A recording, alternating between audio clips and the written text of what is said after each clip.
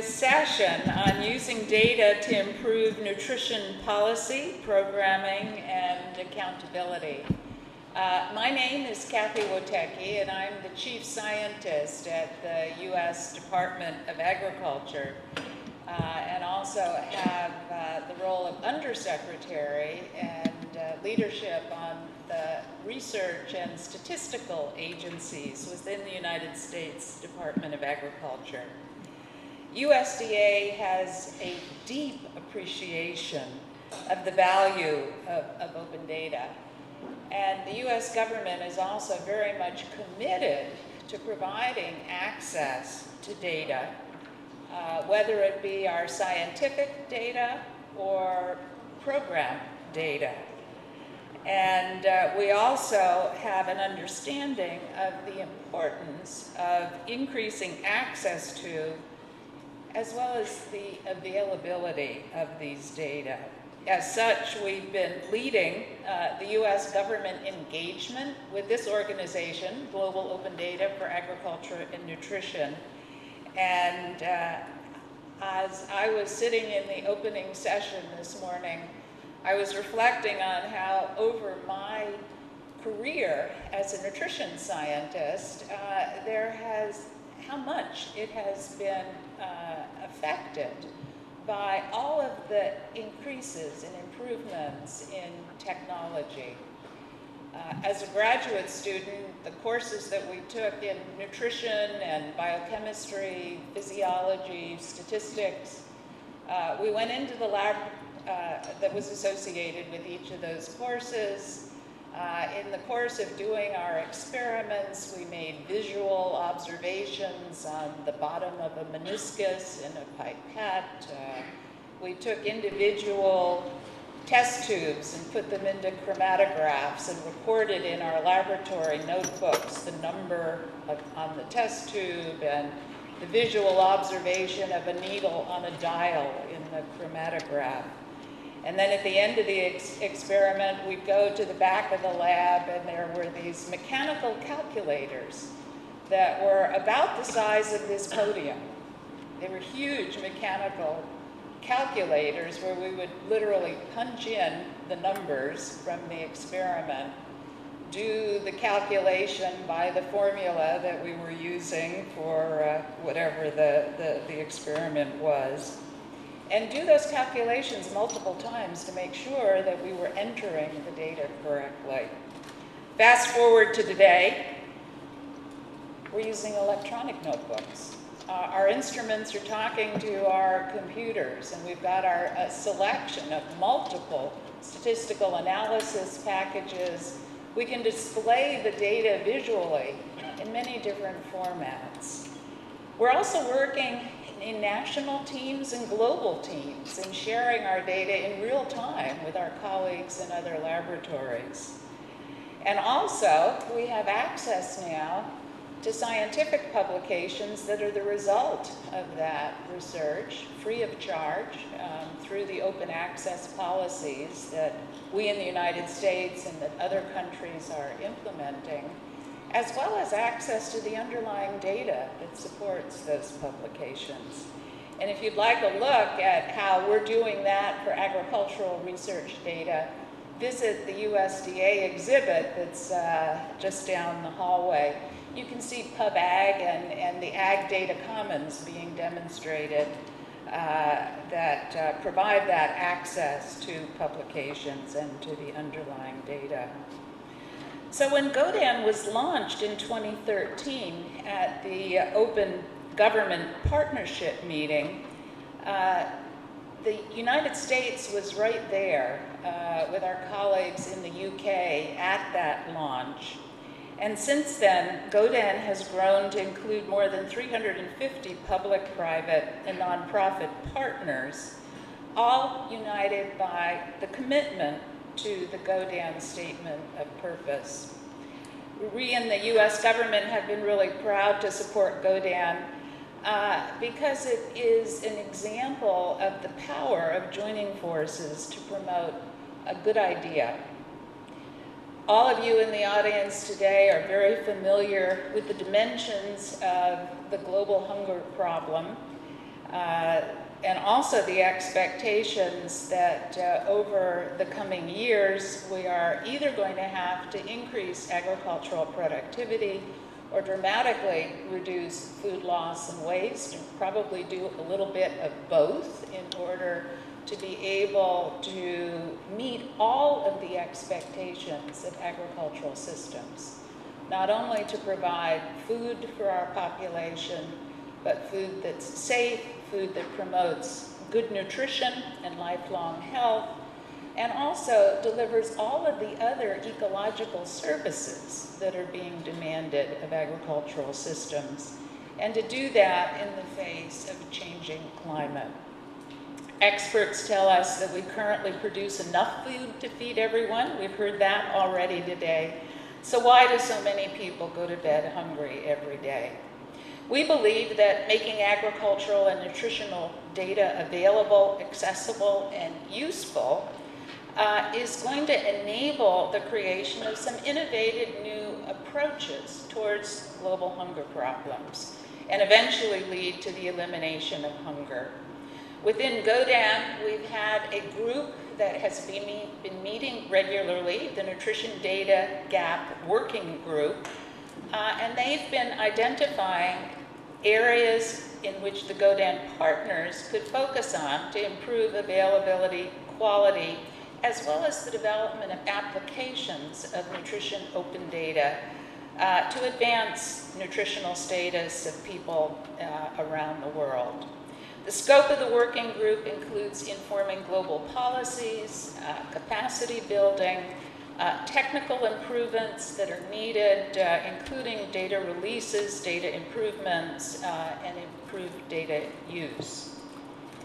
We are also, through this working group, focusing on informing global policies and capacity building. And the Nutrition Working Group has organized this particular session to bring together some of the leading voices from the intersection of open data and nutrition. So it's a busy schedule for this session, and I want to begin by introducing our first speaker, Dr. Shenggen Fan, who is the Director General of IFPRI, the International Food Policy Research Institute. Dr. Fan has been the director of IFPRI since 2009, after a long career at that institution.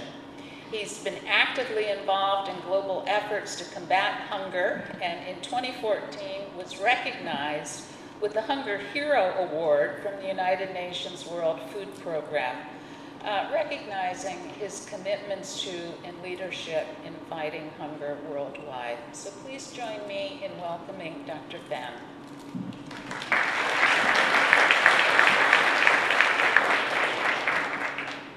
Well, thank you, Kathy. Good morning, everybody. I was not trained as a nutritionist. I'm trained as an economist, but today I'm very proud that I am a converted nutritionist. Part of the reason is because at IFPRI, we have more than 20, maybe 25 nutritionists, more than any other CGIAR centers, but it's a CGIAR group for international agricultural research. I think Sanita is here. She was one of the former nutritionists at IFPRI.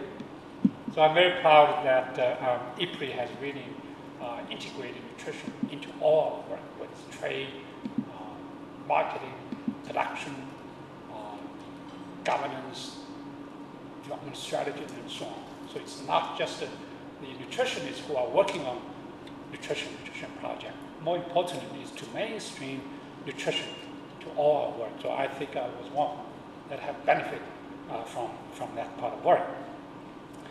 So what I'm going to talk about is the state of global nutrition right now today, and I think using a non-nutritionist perspective. And Kathy said that, well, I received a Hunger Hero Award. I think part of the reason is because I was hungry, I was poor, but I was able to move out of poverty and hunger and malnutrition. Maybe that's one of the biggest reasons I received that award. So where's that clip from? Here we go. All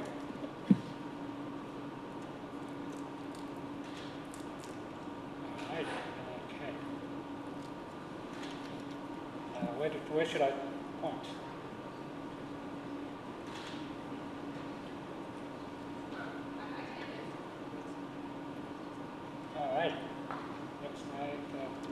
try this to move forward? Or move backward?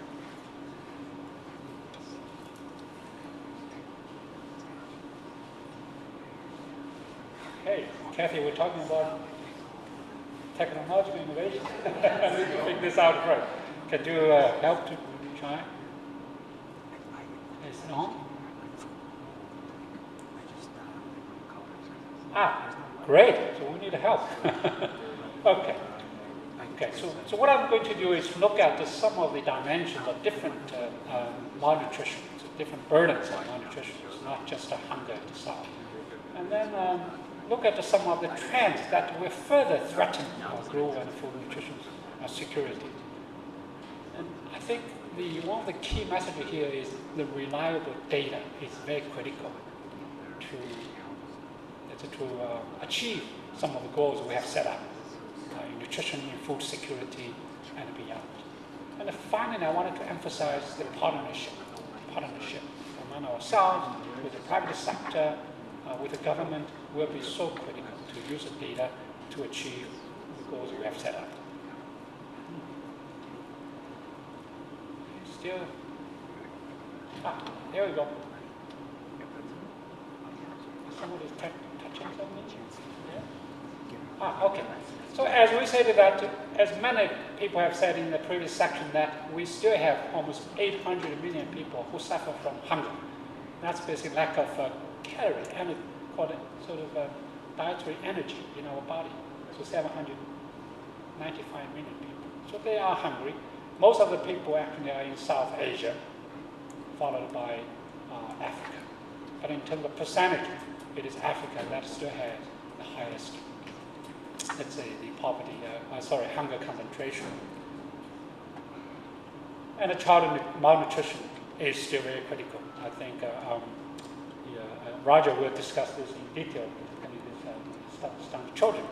So it is still the case that more than 20% of our children, probably 26% of our children are stunted. As you know, when a child is stunted, their physical and cognitive skills will be compromised for their whole life. So we call it a life sentence.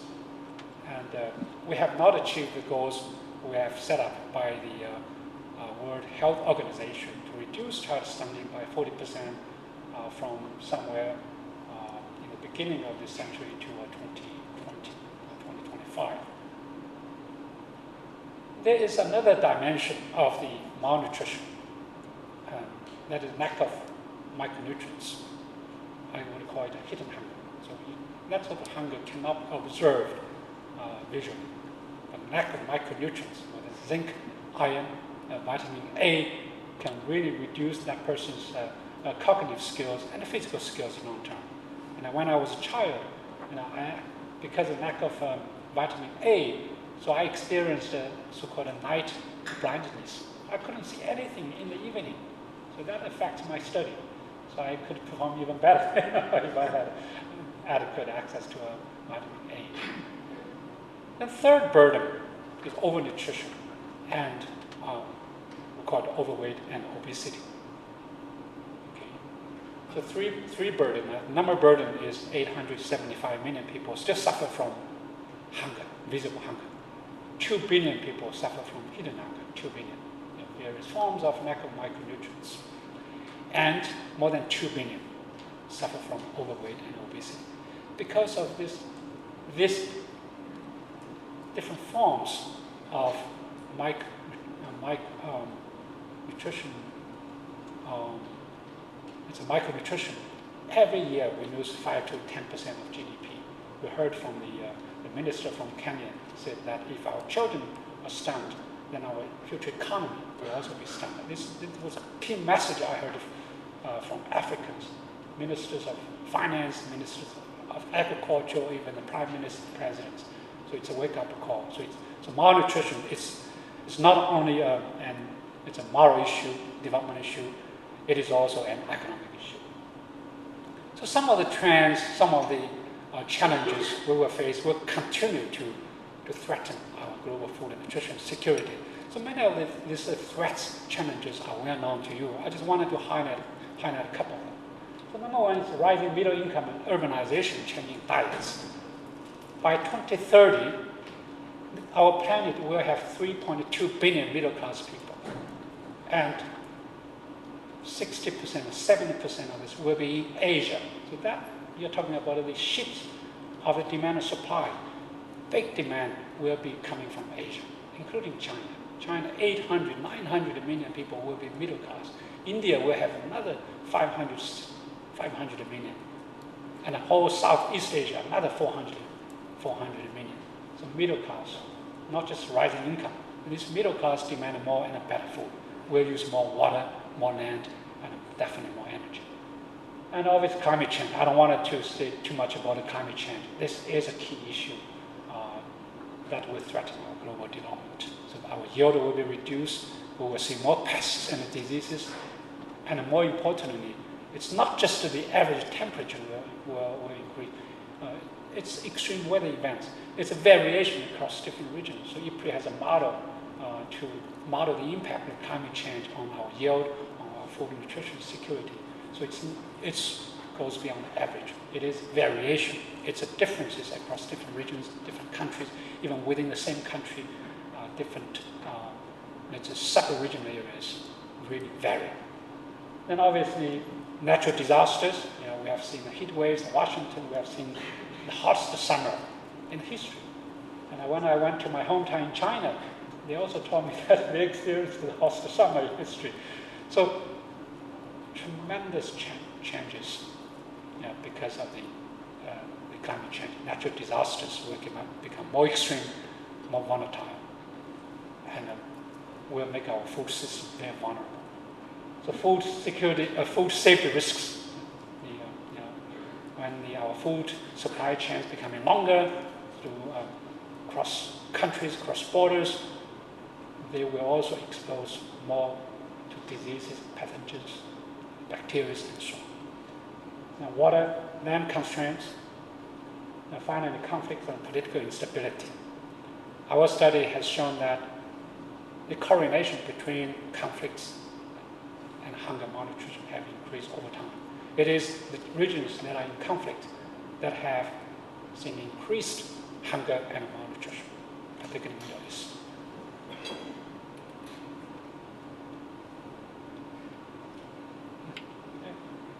All right, data. This is the key theme of this summit.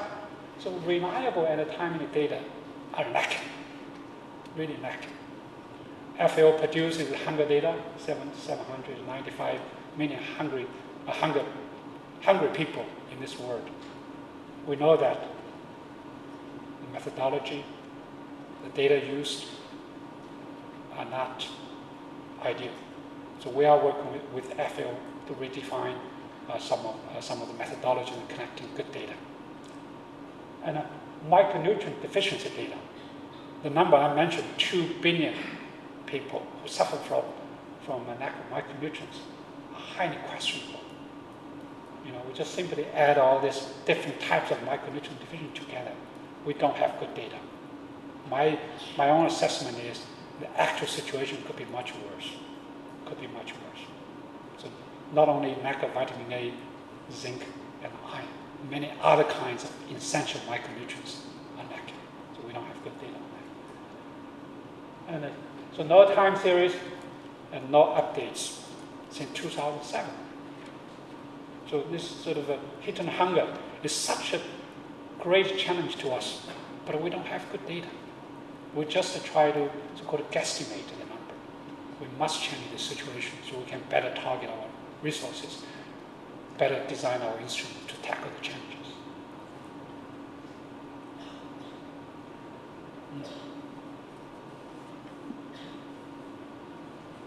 I don't know. I think probably we should have a technical person around here.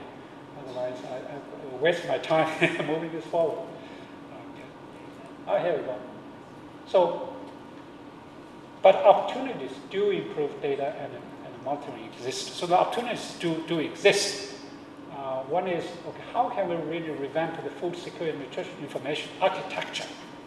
Right now, we don't have a good architecture in connecting, in sharing the data and information. GODAN is a great initiative, more must be done. The second is build a country capacity. Before the country capacity is built, we would not be able to move much longer, much further. Then finally, how can we set up an advisory group to advise? It's a global, it's a UN, FAO, WFP, or CGIAR to connect the good data, to share the data, and also to work with the country. So to make that link, global and country level link. So how are we going to revamp the food security and nutrition information architecture? One is to improve the data connection and the quality. The data quality, we heard about, okay, we have lots of data today, we must just share. My sort of key concern is actually we do not have good data. The data are not very reliable. The data we use are highly questionable. Maybe I have a very critical view from a researcher's perspective. But without good data, high quality data, we will misuse our resources. We will miss our target. So how do we set up a global architecture using SDG, using the COP21, 22, many other global initiatives to work together to set up the architecture. And develop high frequency, long-term centennial data. So right now the poverty data, hunger data are not very useful to target the people who are really vulnerable. For example, the hunger data. First, the hunger data is estimated. They are annual, estimated, not connected from the real household survey. The malnutrition data is ad hoc here and there, not systematically at a global level. So we must work together, set up architecture to systematically connect the data, share the data with everybody, and to set some of those sites where we connect the data over time, maybe more frequent. I'm not talking about to set up the data everywhere. We must select certain sites where the people are really vulnerable. We can track, monitor what's going on. We can really take the early action, whether preventive action or certain release and actions after the emergencies have happened.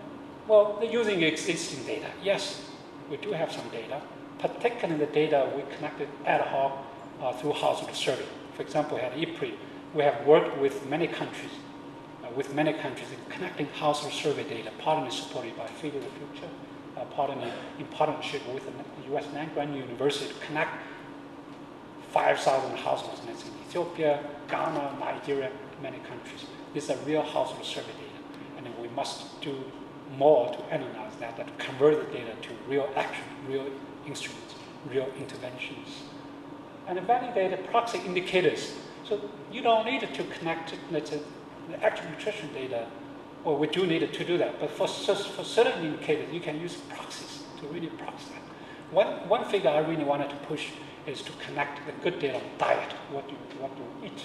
So I think nutrition indicators, child stunting can be connected by WHO and others. But the diet, what people eat, is so critical. I really hope the GODAN can push that a little bit. And build a country capacity. I mean, this is so critical. Until the country have the capacity to connect the data, at global institutions, global summits can continue to talk for another 10 years without any actual impact. And I really hope that GODAN can go to the country to make sure that we build the country's capacity in connecting the data, in using the data, and converting the data to knowledge, information, and policy making documents. And set up an advisory group. I think right now the UN has certain working groups, the FAO, WHO, WFP, and so on.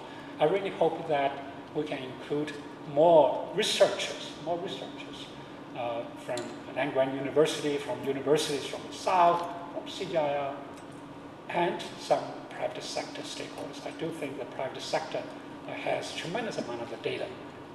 We must give them incentives to share that data with many others.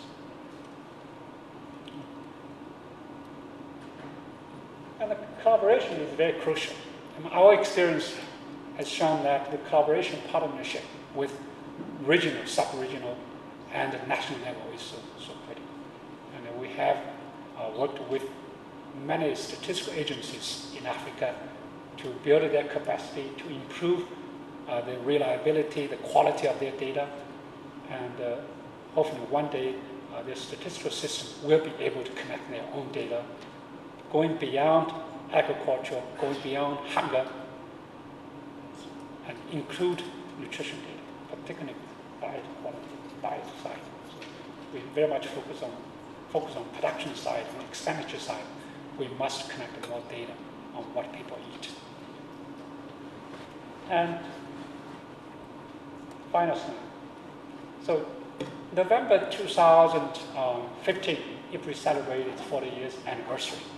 And in the evening of that celebration, we launched an initiative called Compact 2025. The objective of the Compact 2025 is to use our knowledge, our data, our information to support efforts, initiatives by the UN, by the countries eradicate hunger and malnutrition. And so the data, information are very critical. So finally, IPRI, the CGI are very much committed to open our data, to share our data with anybody. So this is our commitment. And I really hope that anybody who is interested in knowing our data, our research results, and can visit our website. Let me thank you very much.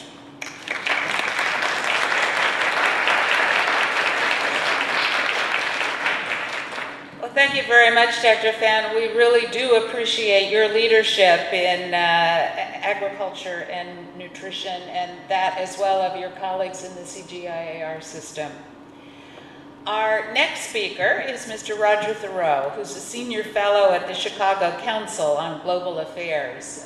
Mr. Thoreau joined the Chicago Council 6 years ago after 3 decades with the Wall Street Journal. His reporting with his colleague Scott Kilman on famine in Africa received a finalist status for the Pulitzer Prize in International Reporting.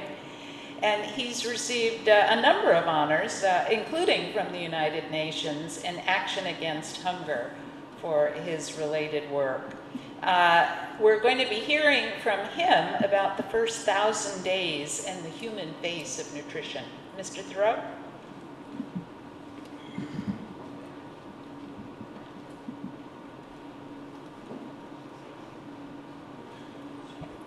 Thank you, Kathy. Thanks, Paula, everyone who invited put this panel together. The invitations to come here. Thanks for everybody for coming. Thanks for this palatial room. It's really nice with the chandeliers. I'm a journalist. I'm not used to such surroundings. Not covering presidential campaigns. Yeah, thanks for including the journalists in discussions of data and open data, because I think it's really important because journalists are the purveyors of the data. Kind of turn the data into stories. And indeed, data can be statistics, numbers, can be a journalist's best friend. So the more data, the better. The more reliable data, even better.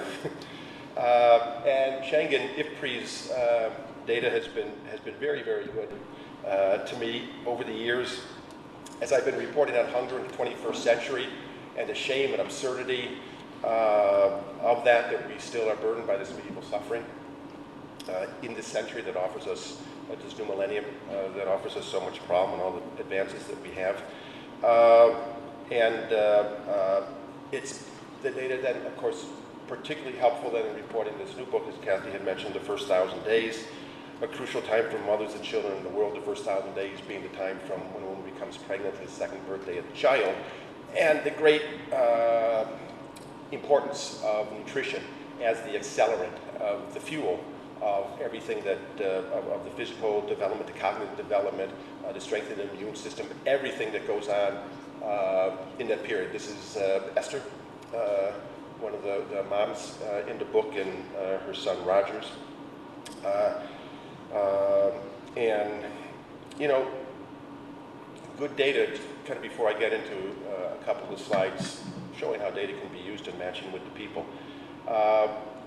good good data is the building block of good stories. Data is really great because it can grab you, it can impress you, depress you. Data can wow you. Wow, that statistic and some of the things we've been hearing already this morning. Data can outrage you, and data can also inspire. And that's kind of what I've adopted as my mantra as a journalist: outrage and inspire. This combination of that I try to do that, the data, so the outrage, the numbers that Schengen was just mentioning, with the inspiration and the people on the ground that are then trying to overcome, to challenge the situations that they might find themselves in, and is reflected by the data. So the job of journalists, Schengen, I don't know if I'm any better with this or not. Oh, there we go. The job of journalists, there we are, that's me, in Kenya.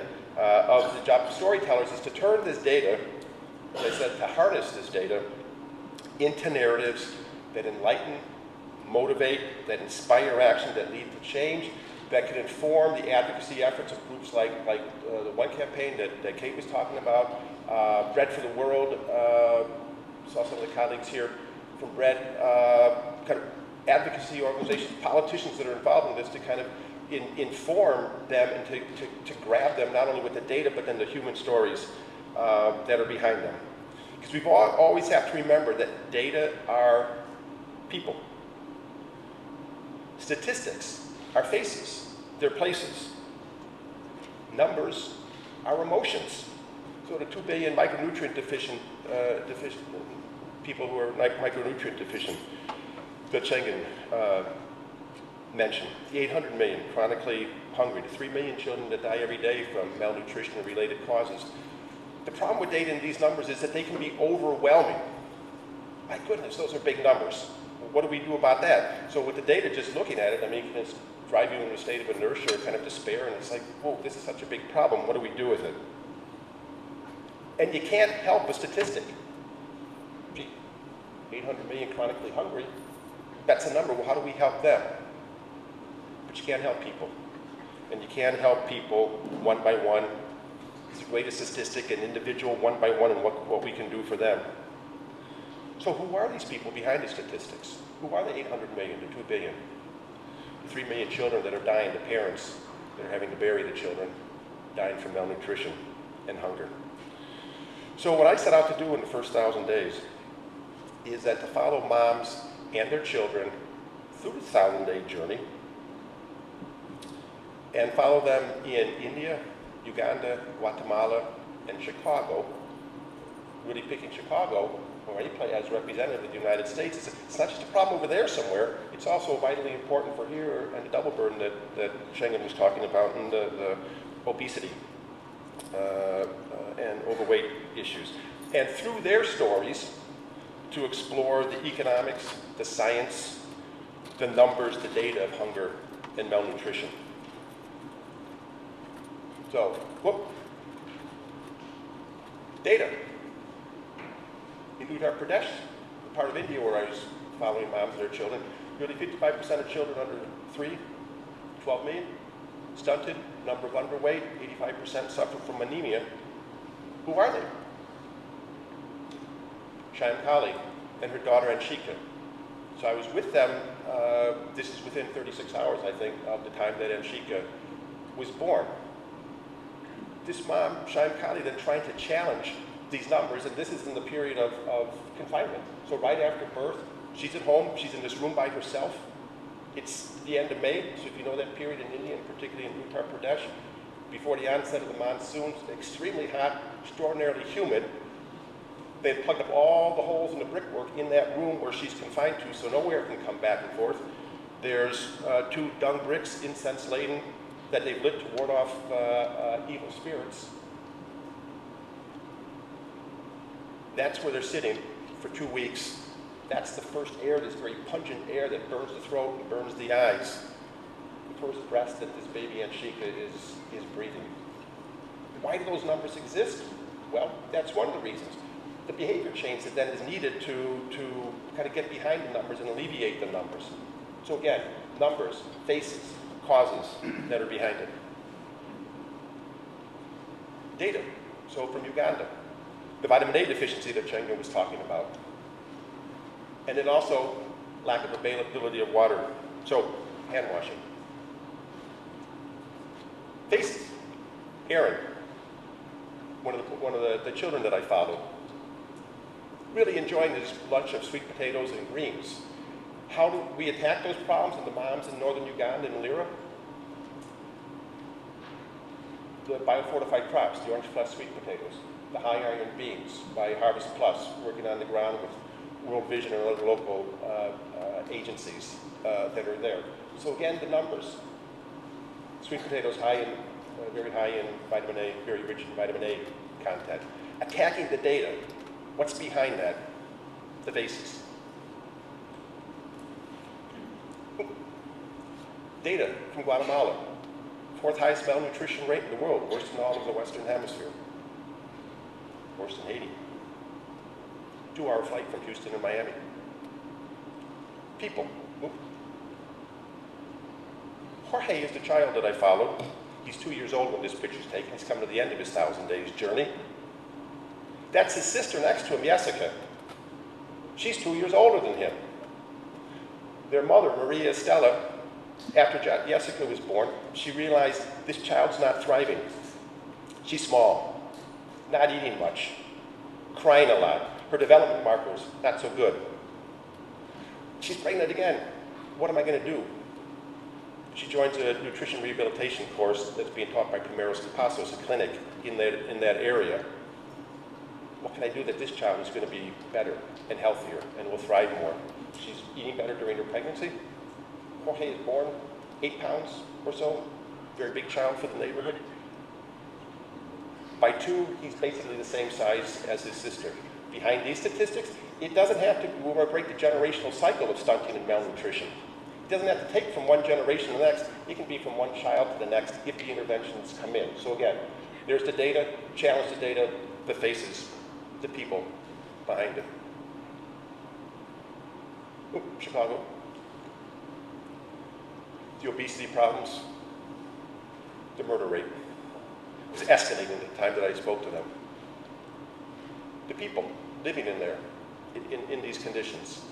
Jessica, a teenage mom, she's in high school. Alitzel, her daughter. The overweight and obesity issues that she's learning from her doula, from her home visitation people. Again, attack, challenge the numbers and statistics. Learning what to cook. There's always kind of a vegetable stew, kind of nice smelling soups on their stove. Exercise really important during her pregnancy. The doula asked, Jessica, are you exercising as we talked about? Well, I was. Well, what do you mean you were? Well, my mom saw 2 men with guns on our street. She said, you're not walking anymore. 7, 8 months pregnant, that was her main form of exercise. What does that do? Those statistics, why are they there? Why is hunger and malnutrition so persistent? The people that are challenging the statistics behind them. Final data point. Schengen said 1 of every 4 children in the world stunted, about 170 million children. Stunting is a harsh word. It's an ugly word. My goodness, what is stunting? It's basically a life sentence of underachievement and underperformance. But what does that mean? Who stunted? Hargirso, his father Tesfaye. This picture taken when he was about 5 years old. It was the famine of Ethiopia of 2003, the first great hunger crisis of the 21st century. Shame on us, we brought hunger and famine with us into the 21st century. Weighed about 27, 29 pounds, 5 years old when his father brought him in, very emaciated on the doorstep of starvation. Beginning to recover a little bit here, but you can still see the malnutrition in his face and his legs, too weak to stand. The impact of that, stunting, this underachievement and underperformance through life, what does it mean? 10 years later, I visited them again. There's Hargirso, he's about 15 years old now. Physical stunting. 1 in 4 people in the world, children in the world stunted, 1 in 3 in the developing world. There's the statistic. Wow, what does that mean? There's the face. There's the meaning. Physical stunting.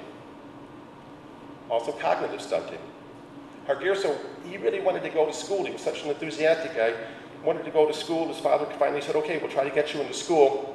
There he is in school, down the pathway from where he lives. Hooray, Hargirso's in school. 15 years old, first grade. Learning his alphabet that day, vowel consonant combination. B's, B-ba, bo, boo-ba. He's writing in his little notebook. He's smiling, he's very proud of that. You can see all his classmates, 7 and 8 years old. 1 in 4 children in the world are stunted. What is that? Hargirso. Remember that. Final statistics, impact of stunting, cost in Ethiopia, they estimate 16% of their of their annual GDP. 16%. All of Sub-Saharan Africa, South Asia, impact of childhood malnutrition and stunting. About 11% annually, continent-wide, region-wide in those places. The impact of childhood malnutrition and stunting and the cost. Why do some places in the world remain poor? The statistics show, but why? What's behind them? It's the faces. The data tells us, it leads us to these stories, and it leads us to conclusions like this. So finally, I just want to read a passage from the book. So these are all big numbers and statistics, but perhaps the greatest cost of malnutrition and stunting are immeasurable. So again, looking behind the numbers. A poem not written, a song not sung, a novel not imagined, a gadget not invented, a building not designed, a mystery not solved, a horizon not explored, an idea not formed, an inspiration not shared, an innovation not nurtured, a cure not discovered. What might a child have contributed to the world, to all of us, if he or she hadn't been stunted in 1,000 days? A lost chance of greatness for one is a lost chance for all. The data tell us 1 in 4 children in the world today are stunted. That's what it means. That's the face of the data. Thank you. In Canada. He served as president of that university in 2013 and 2014, and in addition, he is serving currently as the executive director of Fund the Food. Through this initiative, Dr. Summerlee is involved in helping to train capital allocators in small to mid-range startups that have the potential to use disruptive technologies to improve hunger and poverty at home and abroad. Welcome Dr. Summerlee to share his remarks and then to chair the lightning sessions to follow. Thank you very much, Kathy, and thank you to the organizers for this. You will tell from my accent that I'm not from the United States. Actually, I've been living in Canada for the last 30 years, and you probably wouldn't even know that from my accent. But we have a tradition in Canada that it's important to recognize the native peoples whose land we are meeting on. And so I would like to recognize the Manhattoes for the legacy that they have left us as the original inhabitants of Manhattan Island. I have the privilege to do 3 things. I'm very much a visual learner, so I appreciated absolutely the stories that Roger was sharing with us, because to me numbers are one thing, but to understand what they mean is critically important, and to be able to relay that. So I would like to add to the words that have been spoken about hidden hunger and refer to it more as an iceberg. An iceberg that, I hope there will be a slide come up. The iceberg that actually has the portrayal of hidden hunger for me, with just a small amount, the 800 million individuals who are above the surface, and that hidden group of people underneath. In fact, throughout one's lifetime, you can expect about 3.5 billion people, wherever this clicks. Can you click it for me? Thanks, Cara. To suffer from iron deficiency, not iron deficiency, can you go back, sorry? Iron deficiency anemia, just iron deficiency during some time of their life. The second thing I'd like to do is to say that not every solution is complicated. There are very simple solutions to some of these wicked problems that we face, And I'd like to introduce you, next slide please, to the lucky iron fish, which is a small iron ingot that if you place it into your cooking pot when you are boiling water to sterilize it, or before you are in fact preparing a meal, releases up to 90% of your daily required iron. And this introduces the next element that I think is really important in our fight against hunger, both the visual and hidden hunger, and that is our solutions have to be culturally acceptable. We can cure iron deficiency anemia by giving people pills, but very few people in the world either understand why they should take a pill or why they should take that pill regularly, because it is just not culturally appropriate or sensitive. The iron fish, it goes back to the time of the 2nd century BC in China, where it was first noted that cooking with iron pots improved your health. But just putting a lump of iron into your pot doesn't actually make things better. In fact, nobody would put a lump of iron in their pot. So the iron has been cast in the shape of a fish that is lucky in Cambodian culture, where we started. And it is the luck of the fish that makes people better, nothing to do with the iron deficiency. And so the compliance rate is over 90%, and in fact we are now in 66 countries around the world. My third privilege then is to introduce the eminent panel of people that are here. I'm going to actually give as much of the floor time to them as possible, but I would like to acknowledge David Gustafson from the International Life Sciences Institute Research Foundation, Pamela Stark-Reed from ARS USDA, Anna Herforth from Columbia University, Sam Myers from the T.H. Chan School at Harvard, and then a dynamic duo to finish, Kathleen Sisse and Brooke Kolazi, who are from the Friedman School at Tufts, and I will yield the platform to them to be able to share with you how we can use big data to make a difference. David.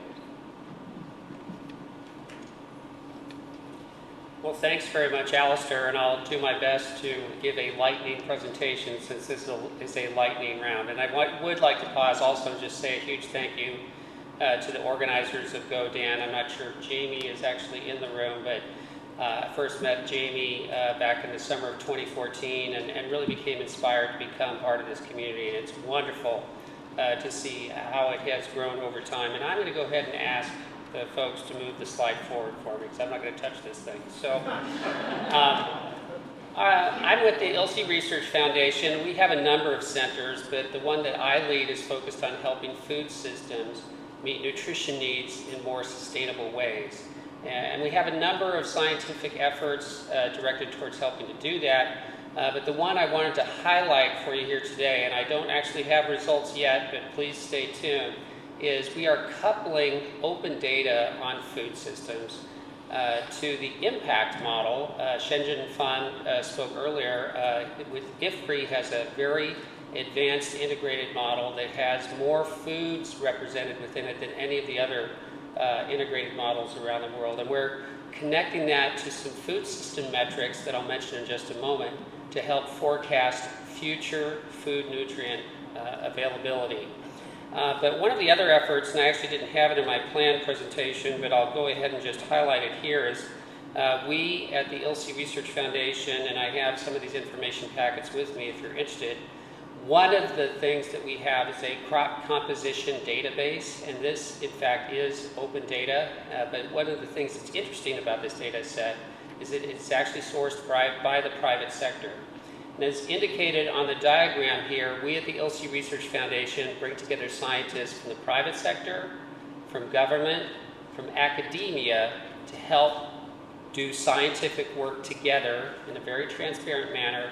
And it has to be on something that's very important to the public, such as obviously public health and nutrition are. But these crop composition data come from a number of crops from all over the world, very high quality data showing the nutritional composition of those crops. And the data are time-stamped with location and when they were collected from all over the world to help you understand changes in nutrient composition over time. And I know that's one of the topics that we're here a little bit more about later in this session. So I just want to highlight this data set for you and ask for the next slide, which is just a reiteration of the SDGs. And we heard earlier today about SDG 2, which is zero hunger. But in fact, the food system is very closely related with at least 7 of the 17 SDGs. And we have developed within the ELSI Research Foundation, if you go to the next slide, a series of metrics that look at the performance of our food systems. And we developed this through a public-private partnership involving many dozens of scientists. But the first of those metrics is food nutrient adequacy. Second is ecosystem stability. These is the environmental sustainability aspects of our food system. Economic factors are in that third metric. Fourth is sociocultural well-being, such as gender equity and other very important social issues. Fifth is food safety. Obviously, our food needs to be safe if we're going to successfully deliver the nutrition. 6 is resilience, and this is resilience not only to shocks caused by climate change and extreme weather, but other types of system shocks, such as war, such as translocation of people. And then finally, and probably one of the most important, and one we've heard a lot about already in this day, is food waste and loss. A tremendous and completely unacceptable amount of our food is lost before it gets to the consumer and then wasted after it arrives on a plate. So we have applied these metrics in a paper that came out earlier this year to look at a set of countries around the world to look at current food system performance. But what we're now embarked upon is a collaboration with not just IFPRI, but CSIRO and a number of academics around the world to look at future food system performance by coupling to the integrated models that are available, and all informed by open data of the kind that you've heard about today. So we really think that through this modeling we can add value and understanding about the performance of our food systems and hopefully inform better decisions by policymakers and other decision makers, including those within the private sector and beyond. So with that, just one last huge thank you to Alistair. I don't know if I qualified by lightning, but I'll pass it on down the road here.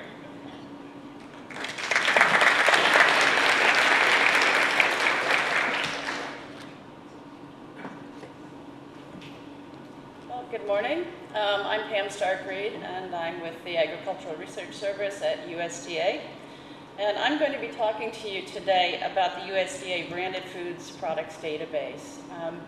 And initially, this really was a brainchild of our Undersecretary and Chief Scientist, Dr. Kathy Witecki, along with Dr. John Milner, who realized that in order for us to look at, as public agencies, promoting public health and understanding of how nutrition and food plays a role in promotion of public health, we really had to have a good understanding of what was in the food that the public was eating. And in addition to doing that, one thing that they really realized is that we had to actually go out and develop a public-private partnership, because we weren't going to be able to do this simply from the public side. So a number of years ago, this was actually put into motion, and we decided we'd move forward and get going with developing a branded foods products database, and because of the interest in this in terms of moving us forward. So the goal of the USDA Branded Foods Products Database is to improve public health and also the sharing of open data by expanding and enhancing the USDA National Nutrition Database with nutrient composition and ingredient information on all the branded foods and private label data which will be provided and has been provided by industry. One of the reasons we were able to do this is we started out by going to the National Nutrient Database, which is housed at the USDA in the Human Nutrition Center in Beltsville. And one of the reasons we wanted to do this is because this nutrient database is used by many groups out there and has really been looked to as being a gold standard for nutrient information. The values in this database are used by the What We Eat in America survey from the National Health and Nutrition Examination Survey. Many therapeutic, clinical, and research databases use the information that's in this database.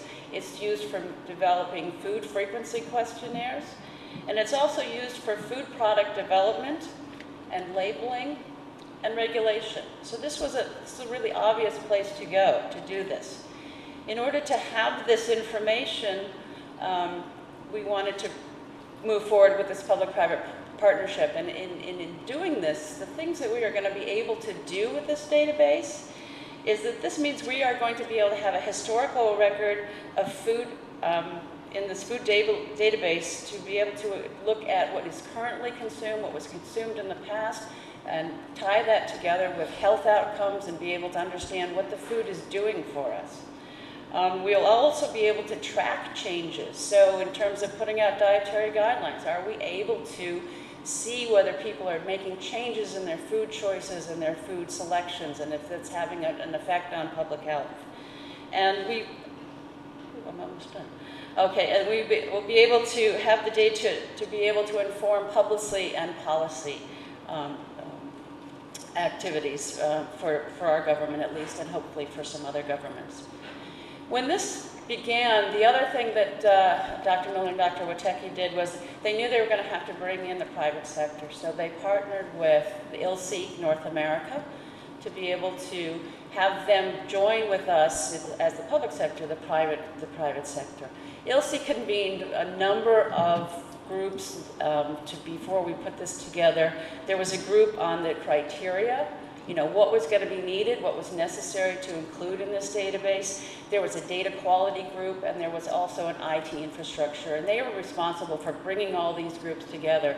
And in these groups, you had people from the public sector, academia, the private sector, non-government, NGOs, really who all have a vested interest in what was going to be in these databases, and they helped us to identify what was really critical and what was needed for this. Based on that, we had successfully done a beta testing of this database, and that concluded last fall. We were able to have, through the GS1 standards, about 250 items that were submitted through to the database, and they were put through last year. This was very successful. In addition, we started looking at other mechanisms to be able to get data into our database, and we actually partnered with a company called Label Insight, who's also a sponsor of this meeting, and they have a booth out there for you to go and visit with them. They also tested for us about 100 items. So we have a beta test of this system with about 350 items in it. And all of that information was released and put out on the website July of this year. But we've been able to move forward on this. Oh, perfect. And so we now have a partnership which includes USDA, GS1 the US, ILSI North America, One World Sync, and Label Insight. And I've been really lucky to be able to work with these partners to be able to get this information in. What we will have in the database is shown on for me, the left-hand side of the slide. And that's just really an example of a nutrition label. So what's going to be included is going to be a parent company with a private label, the nutrient facts panel or extended facts panel. And this is going to be not only as packaged, but also as prepared. The product name and the generic descriptor will be included. We'll have weights and measures, the serving sizes per package, and a date stamp associated with the most current formulation. And this is really important because we'll be able to go back and look at when certain formulations were out, and we'll have a historical idea of what was in the food supply at that point. We'll also have the G10 number, which is a specific nutrient composition which will be directly from the food products and correlated with this number, which will be available at all times. Next slide. Okay. And in this next slide, just wanted to say that the goals of this, the the nutrient database we see will be used by federal agencies, will be used by the research community, international databases, proprietary databases, end users, and the food industry. And it's important to have a couple of words in here that we have already started the flow of data from industry into this database, and in doing so, with the significant help of our partners, we have expanded our database by tenfold already. And that's only been for about a month and a half that we've been able to do that. We expect to see this growing significantly over the next couple of months. This is actually a really historic improvement. It's the first time that we've ever had something expand that substantially. This database has been around for over 100 years. Dr. Atwater started it with note cards and a file system. We now do have it in electronic form, but we've never been able to increase it the way we have right now. And we just see this rising so much more. In addition to what's in there now, which is the branded foods, we want to have private label items in there, which we will be adding. We also want to have international foods in there, which is another important reason why we're working with GS1, because they have contacts all over the world, so we'll be able to use them for that. And we also plan to work on restaurant chain foods. So with that, I'm going to conclude. The only thing I'd like to draw your attention is I'm sure you will all be there tomorrow morning, but I'd really like to have you make sure that you go and listen to Secretary Vilsack, because I think he'll have some pretty exciting things to tell you about this. Thank you.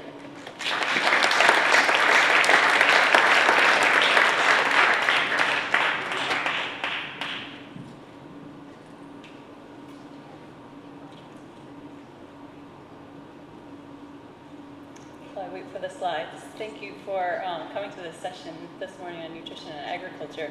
My name is Anna Herforth. I am affiliated with Columbia and with Tufts, and I'm really pleased to be here to tell you a little bit about the Indicators of Affordability of Nutritious Diets in Africa project, IANDA.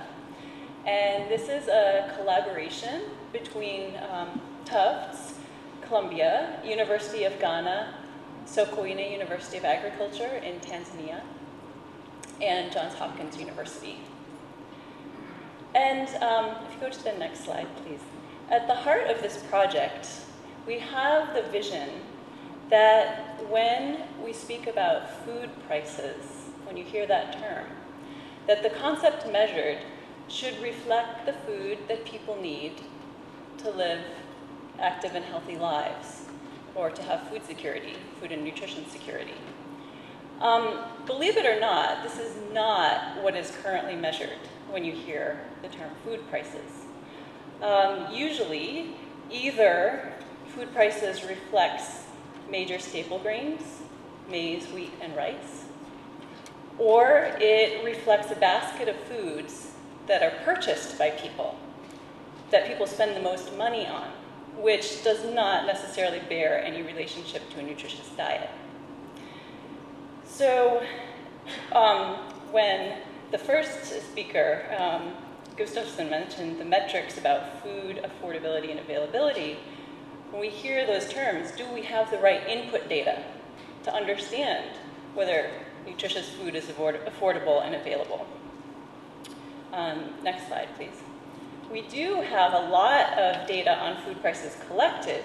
Ministries of Agriculture in many countries, if not all, collects some to a significant amount of data on food prices to monitor on a weekly, sometimes basis, food prices in markets, mainly for the purpose of informing farmers.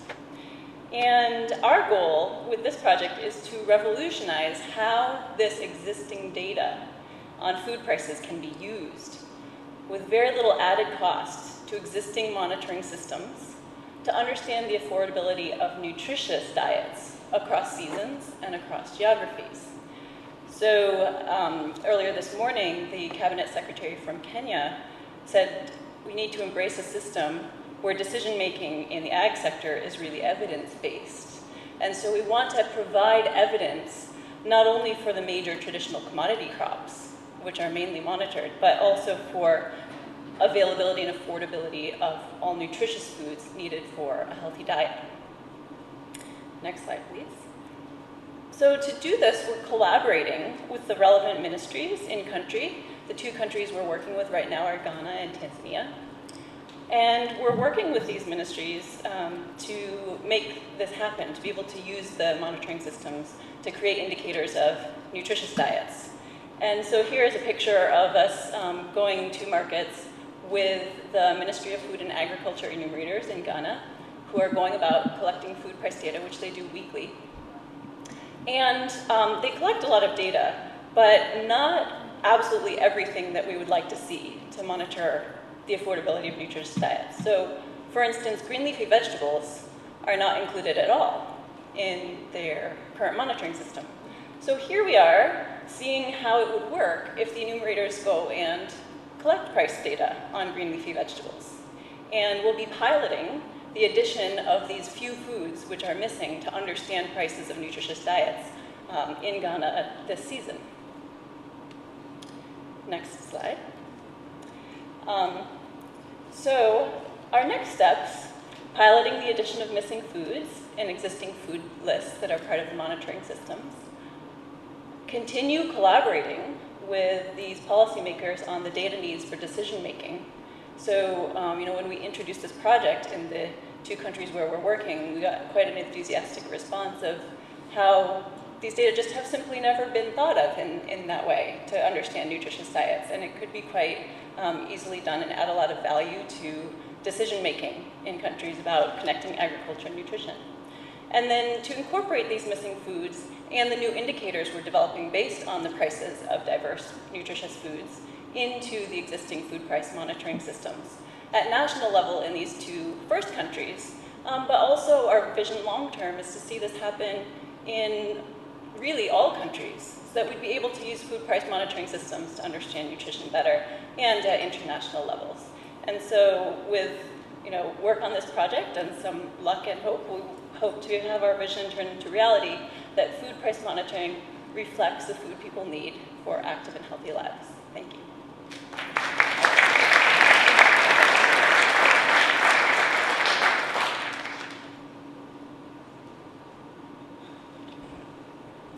Hello, everybody. My name is Sam Myers. I'm a senior research scientist at the Harvard School of Public Health. I'm really pleased to be here with all of you, and even more pleased this event exists. To see all of you here together over these 2 days makes me feel hopeful, so thank you. This is an interesting moment in human history, as we all know, when food demand is rising more steeply than ever before in history. At the very same time that the fundamental biophysical conditions, the environmental conditions which underpin so many aspects of global food production are changing much more rapidly than ever before in human history. And it's really in that context that I think it becomes extremely important to develop a food security atlas that allows us to analyze and quantify which populations around the world are most likely to be at risk and what the total health implications of those changing systems may be. So I thought maybe I'd give you a really quick example of why this is so important from our research, and then talk very briefly about the atlas. Next slide. So one of the things that our group's been researching for the last several years are the nutritional impacts of rising carbon dioxide in the atmosphere. And we, with a group of agronomists working on 7 different locations in 3 continents, have been growing 41 cultivars of these 6 staple foods over the last 10 years in order to try to answer the question how rising CO2 will affect the nutritional profile of the foods that we eat. Next slide. And what we found was that, in fact, there are very significant impacts of carbon dioxide concentrations that we expect to see by around 2050 on the iron, zinc, and protein content of many of our staple food crops. Next slide. So overall, what we found is that C3 crops lost significant amounts of iron and zinc, that the C3 grains like wheat and rice lost significant amounts of protein, and that the C4 crops were less affected. And you all know why this matters. There's an enormous global burden of disease today from iron and zinc and potentially protein deficiency. Next slide. But when we ask ourselves, what does it really mean? So what that wheat is losing 10% of its zinc? The only way to answer that so what question is to actually know exactly what people are eating in a given population and how much zinc is in all of those food commodities.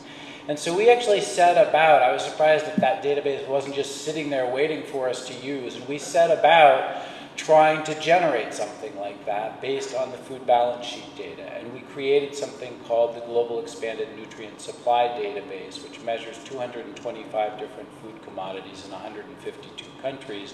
And we used that database to analyze what people were eating. And we found that about 2.75 billion people were living in 50 countries where they're getting at least 70% of their dietary iron and or zinc from the kinds of C3 crops that are losing their iron and zinc. And then we went and did a modeling study where we actually looked for 152 countries at what the total per capita zinc intake would look like under ambient CO2 conditions, today's CO2 conditions, versus those that we expect to see by about 2050. And we found that around 200 million people would be pushed into new onset of zinc deficiency, in addition to the billion or so people that would have their existing zinc deficiency exacerbated. Next slide. So this is just one of hundreds of ways, obviously, that the conditions that underpin food production are changing. We also do work in our group on global pollinator declines, on global changes to the status of fisheries, on bushmeat consumption in Madagascar, and of course there are hundreds of other ways related to climate change and other kinds of environmental change and non-environmental factors that are changing the quality or the quantity of the foods that we eat. In order to understand the implications of those changes, though, we need to know what people are eating. Next slide. And so, as I mentioned, we built this global expanded nutrient supply database initially based on food balance sheet data, which we then expanded and disaggregated in a variety of ways. We worked with our colleagues at Tufts who built the global dietary database to impute distributions, which you don't get from the FAO. And we built what I think is probably today the most comprehensive data set of what people are eating and their nutrient contents that we have. But it's obviously very, very problematic because it's based on food balance sheet data, and we know that that's problematic data. It's based on disappearance data about what's produced within a country, what's imported into that country, what's exported out of the country, and sort of what's left is then averaged with a normal distribution across the population in ways that everybody in this room knows are probably inaccurate. And so our dream is to create a much better data set using this kind of architecture, but populating it with much higher quality dietary intake data. Next slide. And as many of you are directly involved with, those sources of data are starting to pop up all over the world. So we have the global consumption database that the World Bank is building using household consumption and expenditure survey data. We have the GIFT program developing. We have national food intake surveys that we can access. We have the index project that's growing and that we're going to hear about in just a minute. And so there are all of these sources of data, next slide, that would allow us to build a much better map that would represent a big chunk of the world with actual dietary intake data. Go back, please. And that would actually allow us to then add higher quality food composition data like Pam is talking about, which is also growing around the world, and better distribution data. If you could skip to the 2 slides.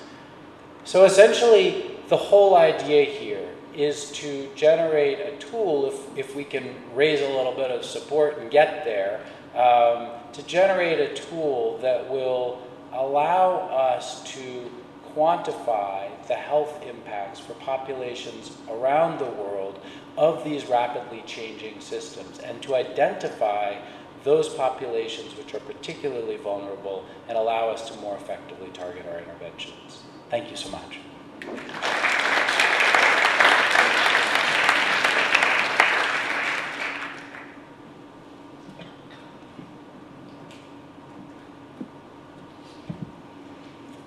morning, everyone. We are here today to tell you about the International Dietary Data Expansion Project, which we refer to as INDEX. We're coming from the Friedman School of Nutrition at Tufts University in Boston. My name is Kathleen Sase, and I'm the project manager for INDEX. And this is my colleague, Brooke Kalaisi, who is one of our 2 assistant researchers on the project. Dr. Jennifer Coates is our project investigator, but she was unable to join us today. So Brooke and I are going to tell you about the project, as well as how we are working to increase the openness, availability, and use of dietary data in low-income countries. So before we get into the INDEX project, we just wanted to discuss what we mean when we refer to dietary data. Next slide, please. Thank you. When we refer to dietary data, we are referring to the types and amounts of foods consumed by individuals, households, or countries as a whole. This information, next, if you can click again. This information is critical to helping us design, monitor, and evaluate agriculture and food policies and programs, such as the ones highlighted on the slide. And we also wanted to emphasize that we need this information about what individuals actually consume in order to inform agricultural planning and make agricultural programs and policies sensitive to nutrition. And now I'm going to hand it over to Brooke. Thank you. So next slide, please. Thank you. So this slide presents a few different dietary data sources that exist and that are relevant to the INDEX project. On one end of the spectrum, we have food balance sheet data, which are possibly the most widely used data due to their public accessibility. But as Dr. Fenn and Dr. Myers pointed out, there are some problematic issues with this data source. They don't tell us about what individuals are actually consuming. Another important source of dietary data are household consumption and expenditure surveys. This information source provides or collects information at household levels, so the information can be individualized. One of the challenges with using HCES are that the data sets are very heterogeneous from country to country, and the data are actually not always publicly accessible. So ultimately, individual level dietary data give us the most precise information about dietary intakes. Because the data are reported at the individual level, information can be disaggregated by age and sex. And as Kathleen pointed out, this information is key to answering a number of different food security, nutrition, and agriculture-related policy questions, but this individual level dietary data are not routinely collected in many low-income countries for a number of different reasons. Next slide, please. So, what are some of these constraints? Well, resources are a big one. Individual level dietary data are comparatively more expensive and time-consuming to collect. And when low-income countries do their own individual dietary surveys, the surveys are often conducted using pen and paper-based methods as opposed to mobile technologies, which we see in some other areas of survey research. Also, there's been a limited investment in the research infrastructure needed in order to collect and process these data sources. Food composition databases are one example of a necessary input that we need in order to actually transform information about foods consumed into information about what nutrients people are getting, but they have historically received inadequate funding. And also, as Sam alluded to, often the information sources, such as food composition information, are available but not publicly accessible, so that's another barrier. And finally, there's an issue with limited capacity in a number of low-income countries to collect and process this information. Next slide, please. So, what is the INDEX project doing to try to overcome some of these challenges? Well, one of our core activities is the investment in open access tools to collect, process, and use dietary data at the individual level. One of our main activities is a platform that we refer to as Index 24, which is a tablet-based platform that will be used to collect information in the field on individual intakes. And we're designing our platform to be flexible enough to be adapted to use in any geographic context, so it won't be limited to one particular country. And we're also investing in the development of a publicly accessible website that will house the different inputs necessary in order to collect this information. Another one of our big areas of investments is in the FAO-WHO GIFT, which stands for the Global Individual Food Consumption Data Tool. And GIFT is intended for use by both policy experts and researchers and program officials in low-income countries. And its main aim is to analyze individual level data sets and compute food and nutrient-based indicators such as average leafy vegetable consumption, main food sources of vitamin A, and users of this database will be able to disaggregate results by age, sex, and geographic region in order to be able to make comparisons.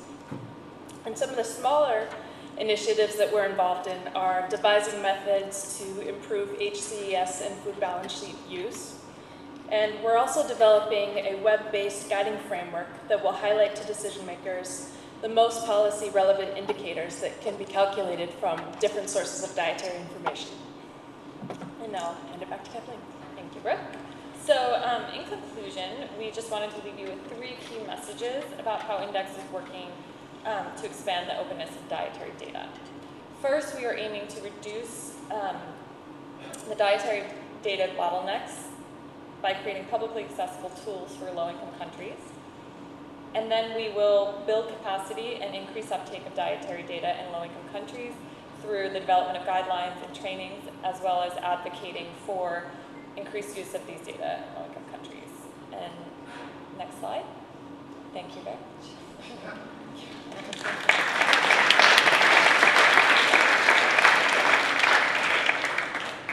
As Kathy comes back to the stage, I would just like to thank all of the Lightning presenters, most especially like to thank them for sticking to time.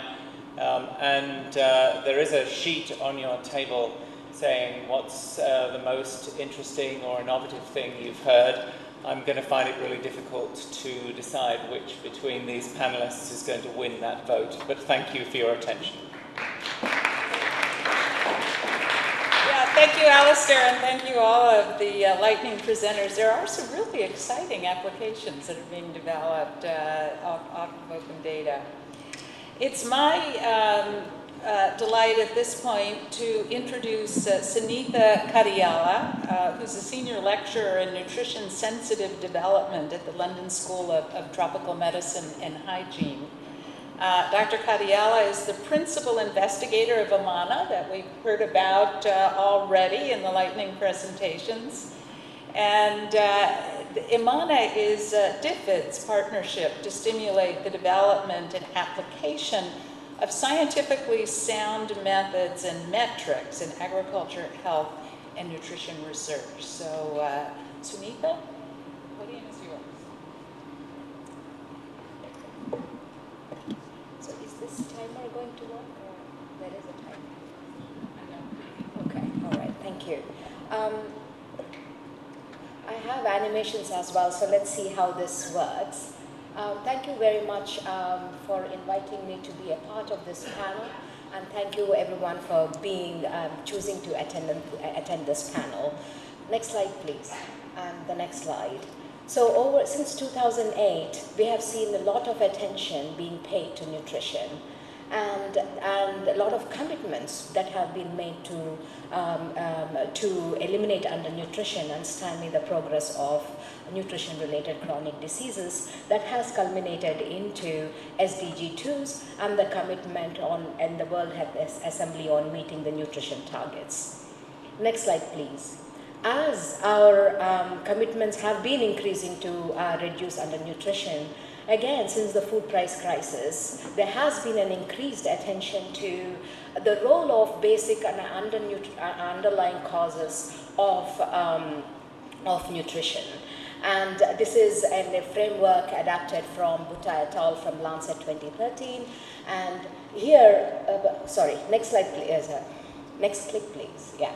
And within that, there have been certain domains that have captured our research interests, policy and advocacy interests. These include, sorry, could you go one slide back?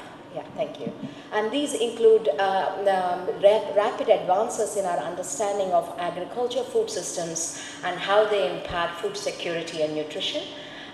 The role of women's empowerment, and unfortunately men still tend to be missing from these discussions on how they impact, how women's empowerment and agriculture are interlinked, but how women's empowerment and nutrition outcomes are interlinked.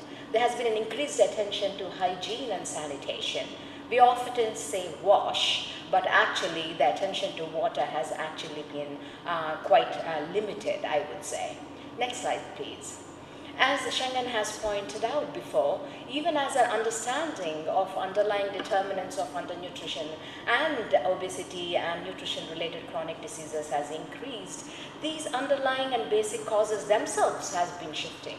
We heard a lot about global climate change today, and but it's not just the climate change as a big phenomenon. It is also the everyday environmental stressors that people feel and face, and then they have to respond to, that have impacts on their food security. And no doubt these environmental stresses themselves are being exacerbated by climate change. We also know that agriculture and food systems are responsible for 80% of deforestation and about 29% of global greenhouse gas emissions.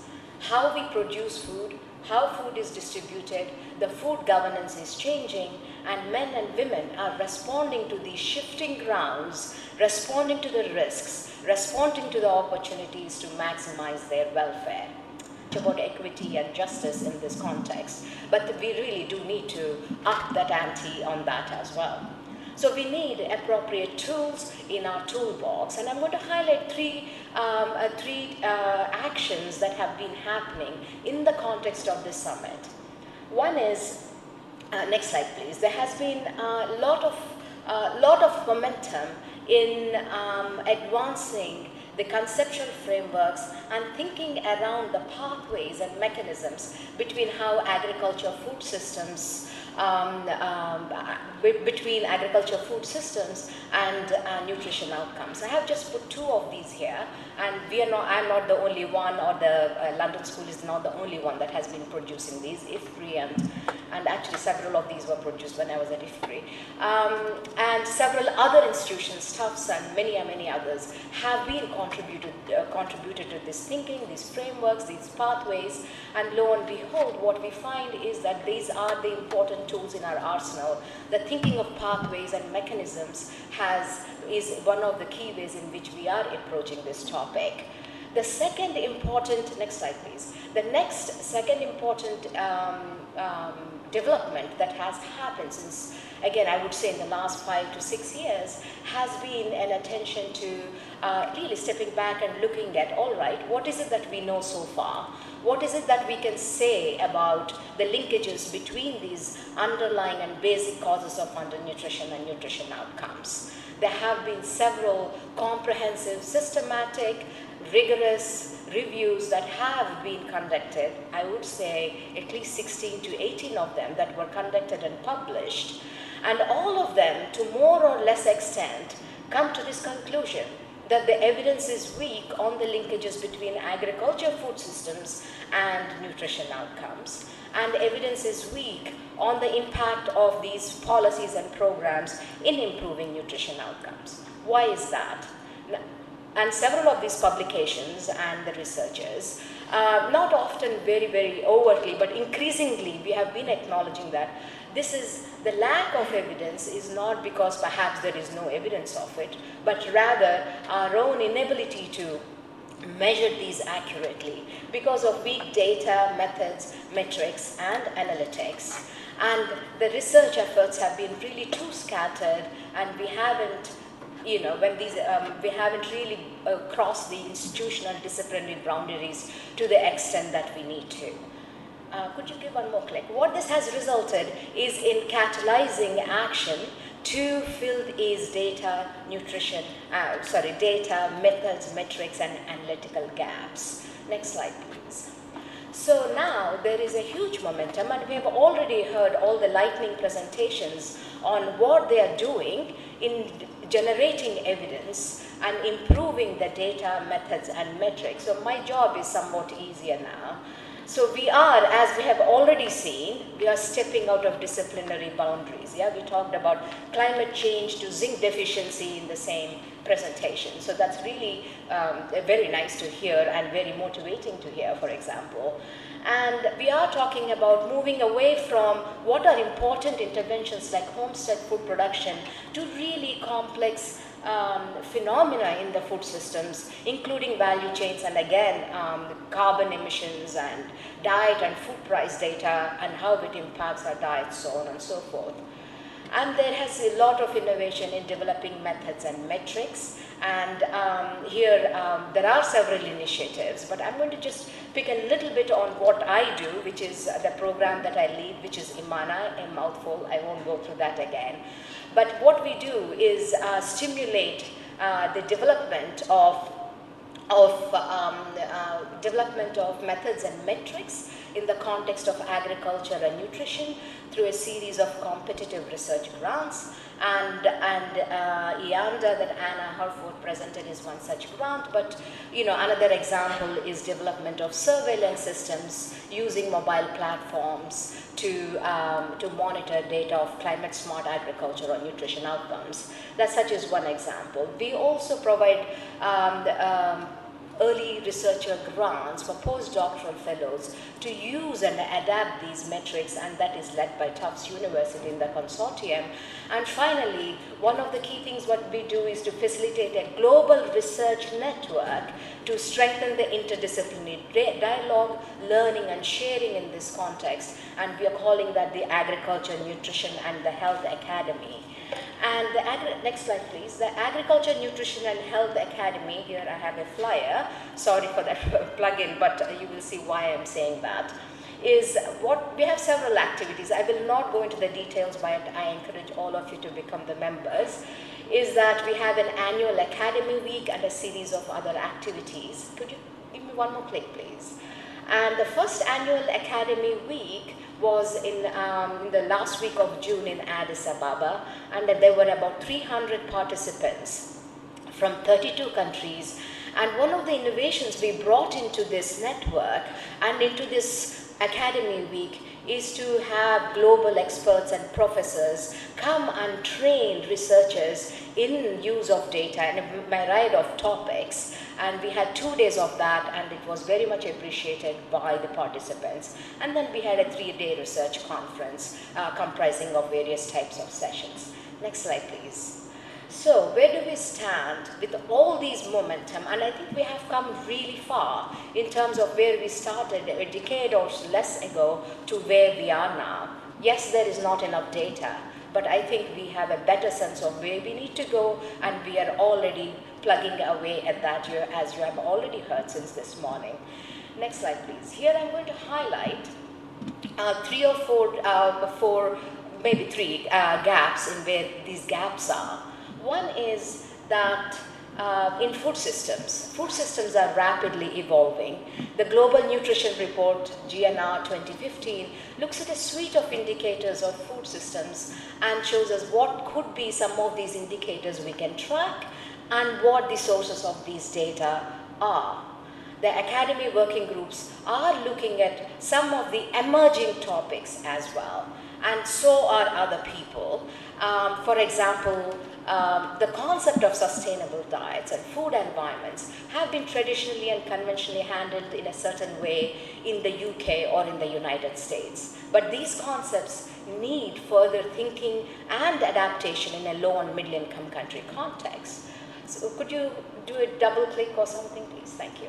And then there are several issues that these working groups are coming together to discuss. And here I have to add, David Gustafsson has stole our thunder. We were going to publish a similar paper he did, but then we had to rush and change our plan anyway. But all this to say that people are really working at it and trying to work as fast as they can to put out outputs that can help us to move forward.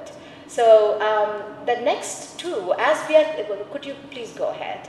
As we are thinking of these emerging topics, we are still struggling with the conventional topics.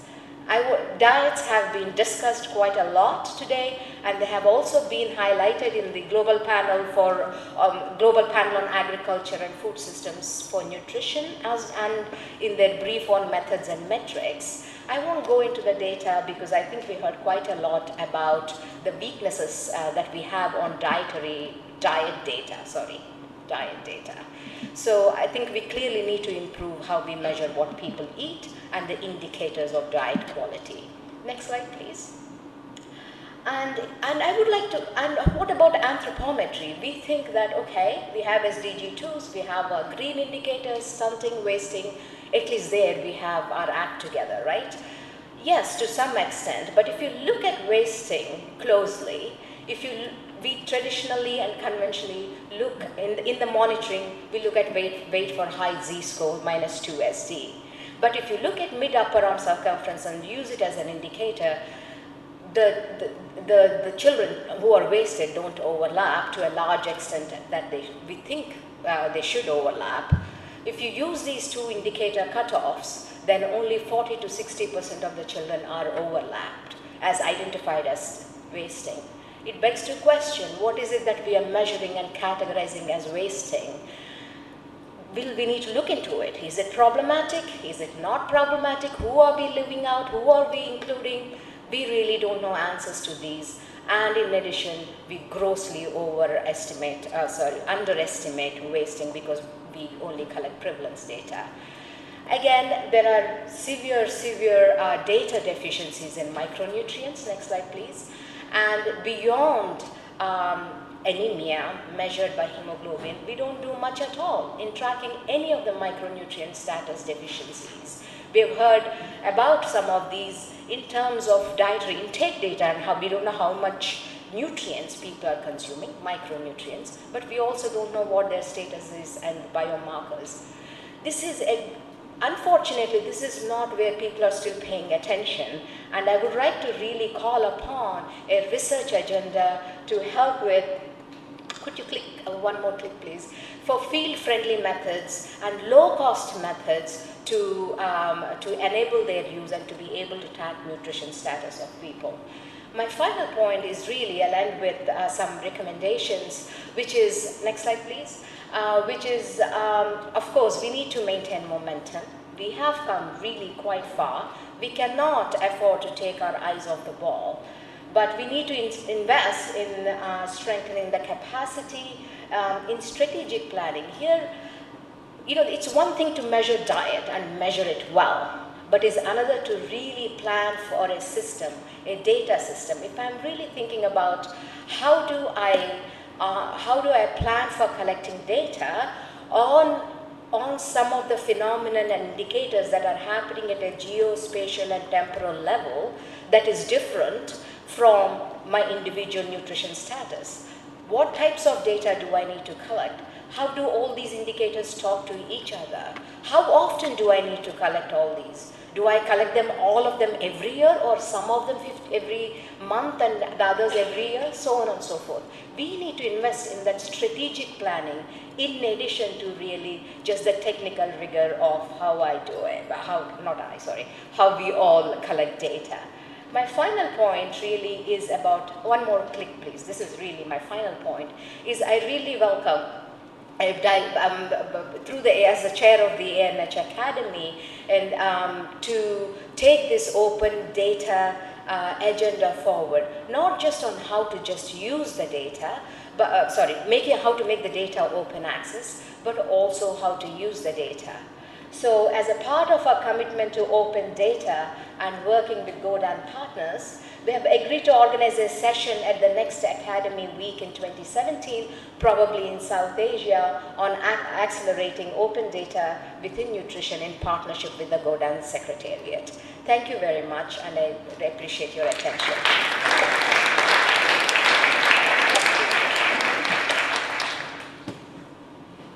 Well, thank you. At this point, I would like to invite my colleague, Rachel Lambert, up to the podium. Rachel is going to be moderating an open discussion among the panelists you've heard so far.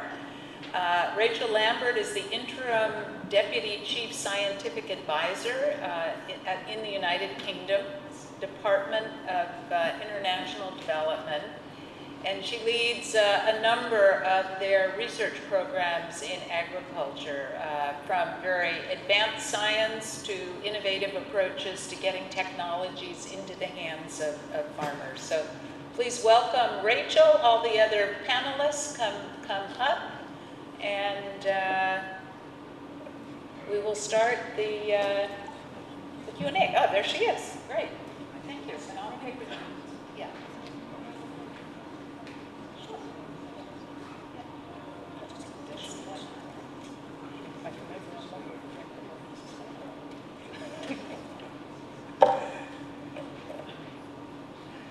Great. Well, thanks very much to all of the speakers, the three panelists and the lightning presenters for a really excellent set of presentations, providing a really rich basis for our discussions now. I think we've overrun a little bit, so I was going to abuse my role as moderator and put a question to each of the panelists. I think we'll skip that, but maybe if we can just draw the session to a conclusion at 12:35, so we'll try and stick to time on that. I just wanted to take the opportunity to really open up the floor to all of you to ask some questions, because I'm sure you're itching to do that. And I will just take a couple of minutes at the end to try and sum up or try and pull out some key points and takeaways from this session. So over to you for questions, to any of these three panelists.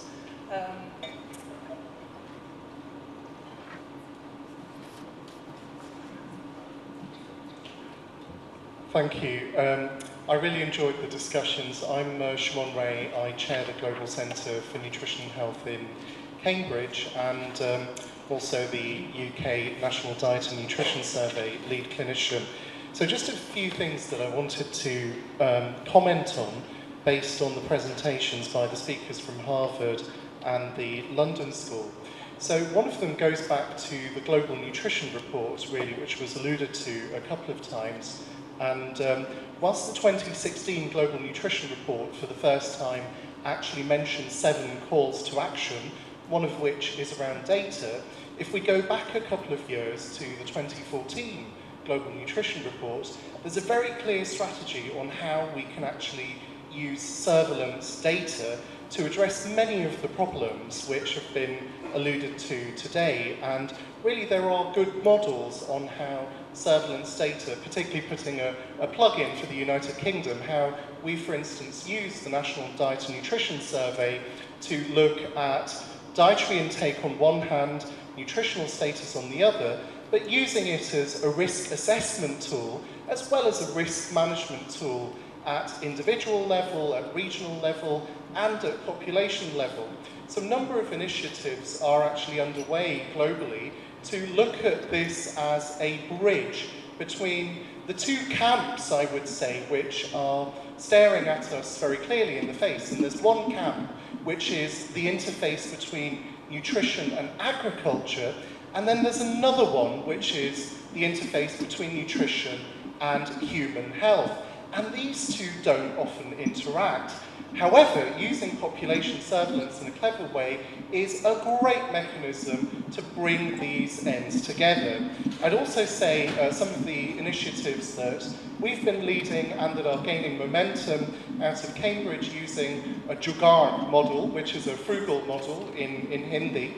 In India, we've been looking at research capacity building of health and public health professionals, because we're talking a lot about data and its availability, but the last speaker alluded to data quality, the quantity, quality and frequency of data collection. Wouldn't it be wonderful to have a world with healthcare professionals, every health professional, even those who are relatively research naive, to be able to generate locally sensitive data as part of their day-to-day practice, but of a quality that's high enough to share globally. And this research capacity building initiative that we've led out of Cambridge has actually begun to show that using a very frugal model, this is possible and it can be upscaled and sustained. So I'd love to see some conversations bringing some of these missing ends together. And again, I congratulate the panel for opening up such a very topical and extremely important discussion. Thank you. Great, thanks very much for that comment, I think, as much as anything. Let's take a couple, and then we'll come back to the panel for a response. Second question is, as I've listened to the various presentations, it struck me that within countries, a lot of these nutrition data sets are being generated by multiple different ministries. There's agriculture. On the nutrition status indicators, it's usually a health ministry. On the food costs and the food balance sheet data, frequently there is a separate Bureau of Statistics that is responsible for the collection and assembly of those data. So from your different vantage points at IFPRI, at Chicago Council, at university, how do you see governments actually getting the priority to these nutrition data sets, either within the country? So how do we generate those policy initiatives that actually require funding to go to multiple ministries to make it happen? And then also, how do we, from the perspective of all of the different countries, how do we align our resources that are going into these multiple ministries to generate then this global infrastructure that is clearly needed in order to fulfill this vision we're talking about? Great, thanks, Kathy. One more question? Hi, so my question is actually directed towards this idea of nutrition-sensitive agriculture and the pathway between agriculture and nutrition outcomes. And that we believe that that's true, but to date, it's become very difficult to quantify that that's true. And I just think that you're in a really interesting perspective, specifically with the data, to begin to maybe speak to us about that, and what are some of your thoughts as we move forward collecting data, how do we begin to quantify that pathway and really be able to show that it exists? Thanks. So before I pass to the panel, just to reinforce something that Sunita said earlier about the Agriculture for Nutrition and Health Academy, if you're not aware of it, please do join up. I think the offer that we've heard today about joining up the GODAN network and partnership with that network of researchers working in this area can be a really powerful way to take forward the Open Data Initiative. And what Sunita didn't mention is the sort of rapid escalation of numbers of researchers who've joined the Academy. I think it's now over 500 from 65 different countries. So next year's Academy event, which will be in India, and so I think would be a great opportunity for our first commentator from the floor there, if you're not aware, to be part of that event and share some of your work. Sorry, you moved. would be really excellent. But over to the panel first now. Maybe we'll just go down the line. Shengun, would you like to comment in response to any of those questions? Sure. Is it working? Okay, great. Okay, first the GNR. I think the GNR is a really great product. Thank you for UK supporting right after the Olympic Games. Right? I think it's a good accountability mechanism to make sure that we have the good data, we have the commitments from different countries. So IFPRI is very proud of supporting it. Now, I think we are working on like a chain from agriculture to health. So agriculture produces food, food leads to good diet leads to good nutrition, and then good health. So now we have the data on from all these different segments. The question is how can we link them together is key. And I think capacity is very critical. Let me come to Kathy's question, maybe easier for me to answer some of the questions raised by the first one. I think within the countries, yes, Ministry of Health is collecting a lot of health-related data, including some of the indicators related to a micronutrient deficiency. The Ministry of Agriculture usually produce connect the production data, production, not even consumption, mostly production data. And then you have other ministries like sanitation, infrastructure that connects the data on sanitation, access to drinking water, to good toilets. This is actually very critical for good nutrition, for good health outcome. So my suggestion is we go down to the household level. We're at household level, individual level. All these are very integrated, whether it's health, nutrition, food, access to good sanitation. But unfortunately, right now, the current household survey do not produce good data on nutrition, on diet. And if there are household surveys, these house surveys are done by different ministries. They do not integrate.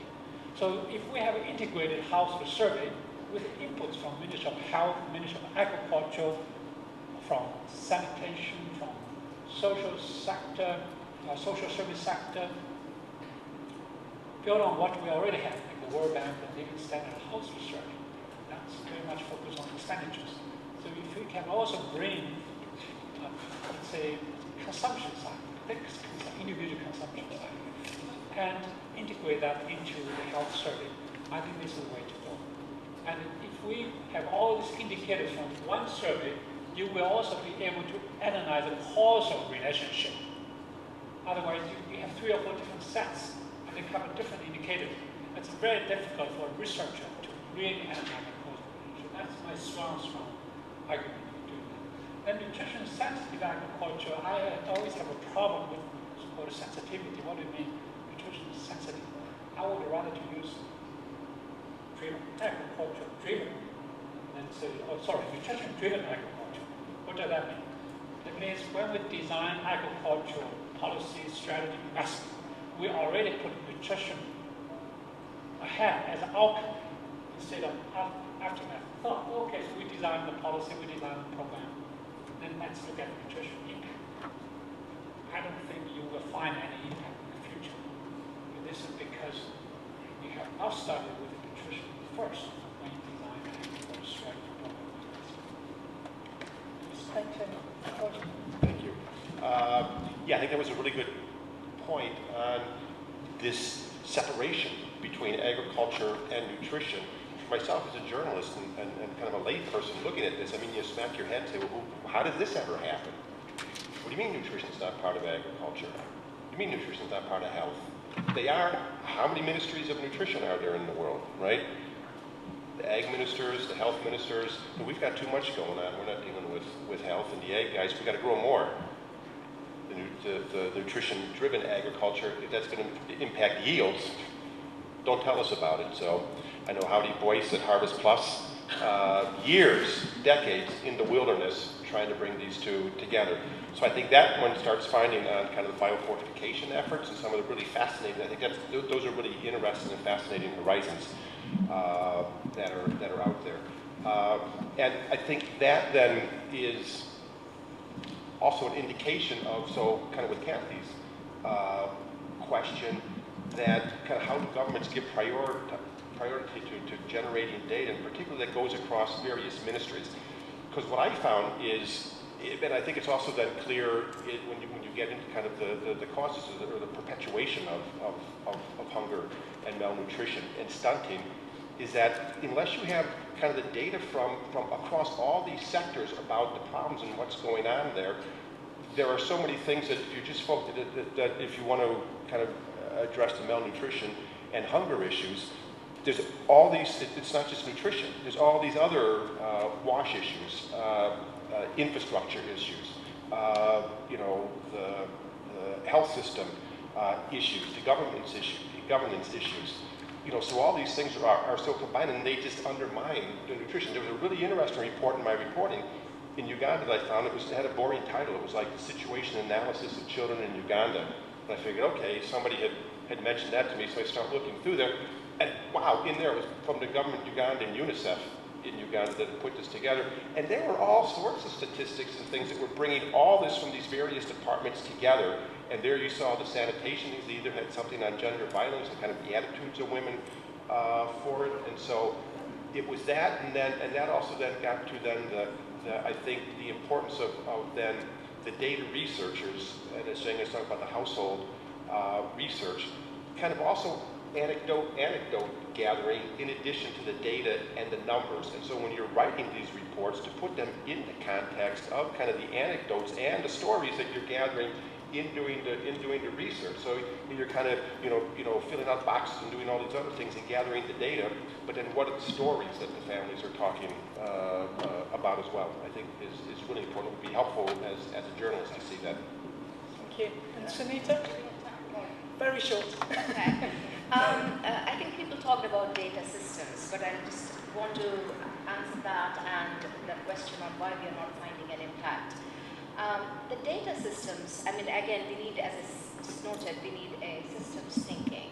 But I'm sitting here and thinking, do we know that if we want to track all these things and relate all these various domains of determinants to nutrition outcomes and the kinds of nutrition outcomes that we want to study, as experts in the field, have we ever come across and designed our dream data system?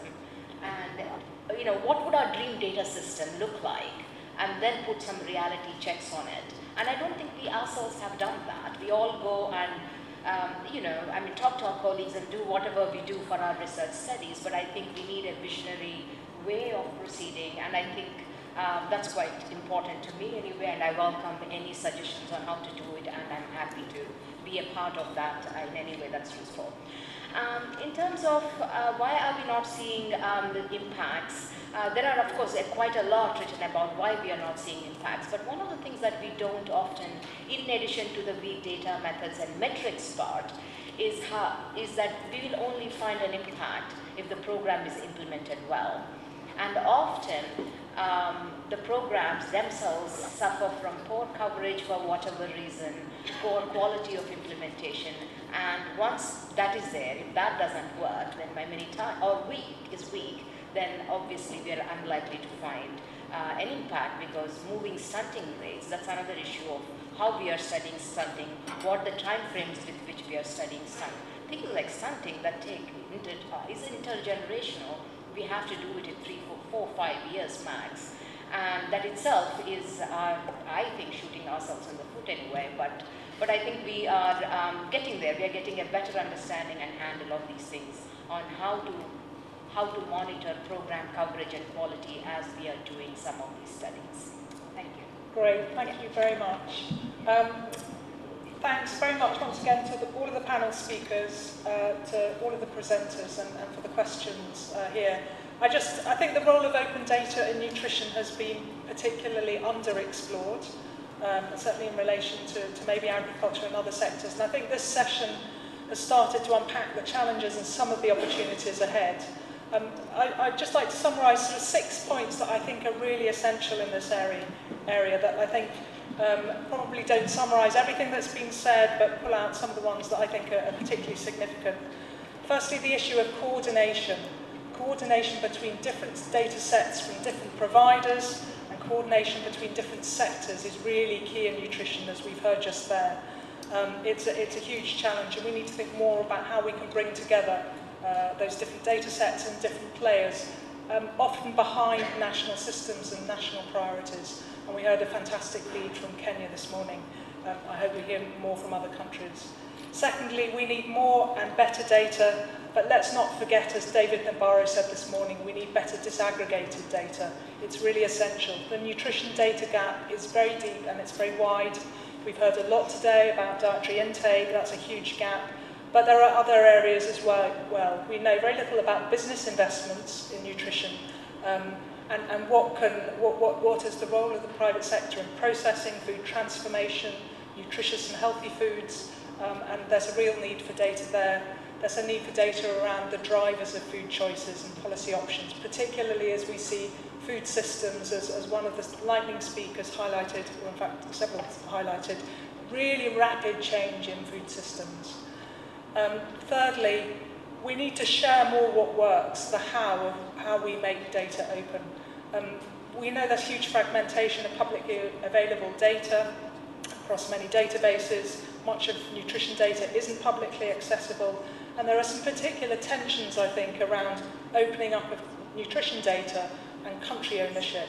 And we need to do more to share examples of where open data has transformed nutrition policies or programs and has made a difference, because that will help spur and incentivize action amongst others. And with that, we need some better guidelines and practices to help speed up compliance on open data and reduce the time involved. And I hope, again, that the Academy event with the GODAN partnership next year can look at some of those practical tools that can help accelerate open data in nutrition. Fourth is around systems, and I think that came out really strongly from the panel just now. Data systems are often weak, and we don't know what the ideal nutrition and food system really looks like. Routine data are part of the solution. We need better nutritional surveillance systems to feed into those information systems. So building national capability and national systems. That brings me on to the fifth point, which is capacity. It's not just capacity to generate data, but also to analyse and interpret data.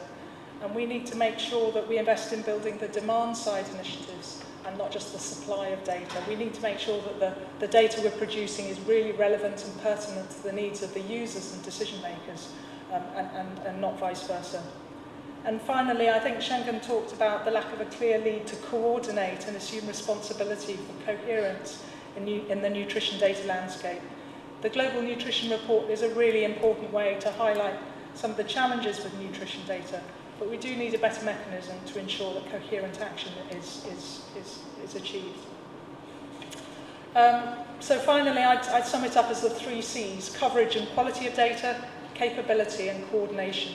Those are really key if we're to see open data reach its potential in helping us achieve SDG 2 and indeed the other global goals. And I think we as global partners all have a really unique and important contribution to help create the incentives to accelerate the generation and use of open data and link our funding, certainly as we differed as a donor, linking our funding to open data and innovation and data collection.